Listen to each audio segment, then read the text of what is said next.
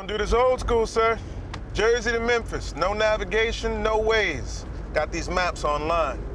Now, William, you're gonna be my lead navigator. All that I ask is that you stay ahead of me. If we got a turn coming up, let's get ahead of it. Got to merge onto a busy highway, give me a heads up. Yep, there you go. Hey! Hey, just drive, son. We'll get there. Just drive. It was wonderful because I think we both knew that we were going to be able to do some really great work. Sure. And it was exciting to think about that. But we also both knew that the way we work, once we're in it, it's like you open up and then stuff started to flood out. Man. Right. It was an intense, wonderful day. Like it was, all I had to do was look into Ron's eyes, and I'm like, all right, we're here. We're locked in. We're making it happen. It was really nice to leave that,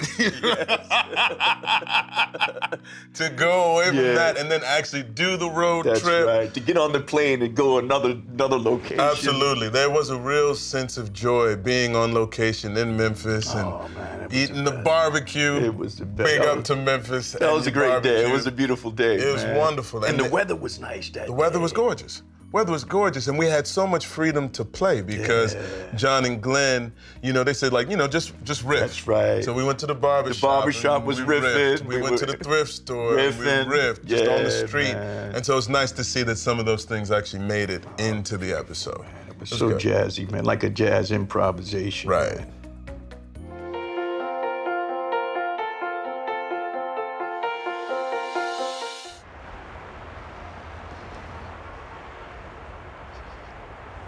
Thank you for doing what I could, for raising him to be the man he is. I'm sorry I didn't get a chance to meet you, brother. I would have liked to have heard that laugh. I would have liked to have met my son's father. And then getting to Jack, and you having to go through that twice in your life as the character, to lose two fathers, Yeah. And I think that was one of the feelings that William had, is to bond that idea so that his adopted father and biological father didn't have that much distance between his emotions. Sure. By going to where Jack was laid to rest, that little memorial spot kind of brought the two fathers closer.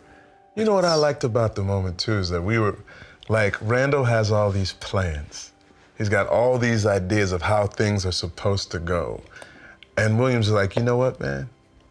You want to see God laugh, show him your plans, you know what I'm saying? That's right. So we take a journey half day out of the way because from the beginning, this is it. Yeah, man. Right? Yeah. You wanted to go and pay your respects.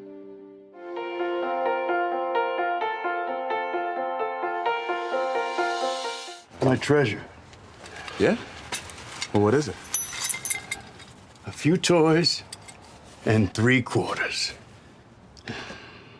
Yeah, no, I see that. I mean, I put them here once, and after all these years later, they're still here.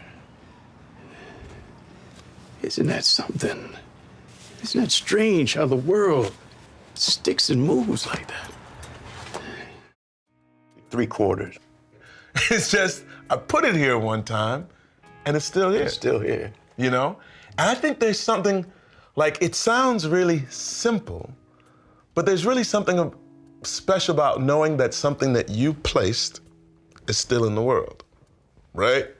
And so you give me that, and then you give me poems, the book of poems that you've written for me. And we saw that book of poems in the past already when Rebecca went to go visit you as a young man. So your whole life. He's been building on that. That's right. I get to have it. It's really profound, man. It is. Even the treasure moment, it's almost like you could say he put you someplace, and then years later he comes back and you're still there. Sure. You, despite your anger, despite your resentment, when he opened that door the first time and saw you, that moment, it's like you're still here.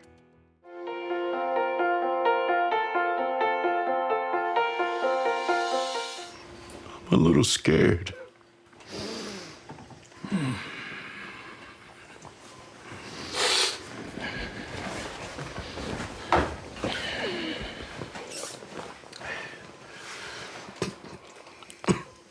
You're okay, Dad.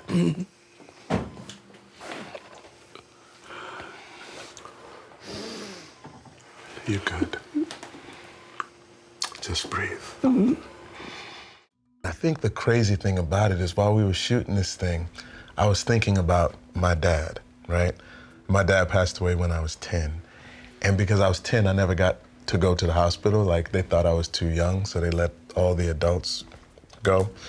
Like, my brother and sister are 14, 13 years older than me, so they were there.